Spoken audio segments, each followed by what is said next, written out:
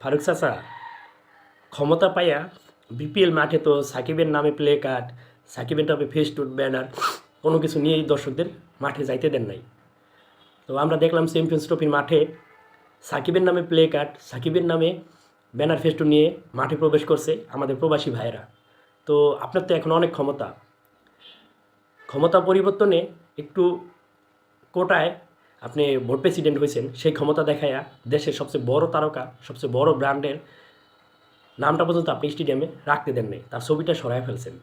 তো এখন একটু ক্ষমতা দেখায় কি কোনোভাবে ওই প্রবাসী ভাইদেরকে একটু মামলা টামলা দেওয়া যায় না? আপনি তো অনেক ক্ষমতা, আপনি সাকিবের একটা নখের সমান মূল্যেরও মানে মূল্য আপনি হবেন না।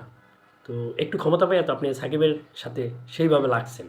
তো এখন একটু দেখেন ক্ষমতার খাটাইয়ে কোনোভাবে ওই প্রবাসী ভাইদেরকে কোনোভাবে মামলা টামলা দিয়ে মানে জুলাই আগস্টের কোনো মামলায় ওই প্রবাসী ভাইদের দিয়ে দেওয়া যায় কিনা। তারা যেহেতু সাকিবের নামে ব্যানার ফেস্টুন দিয়ে মাঠে প্রবেশ করছে, দেখেন পারেন কি না। আপনি তো এটা খুব ভালো পারেন।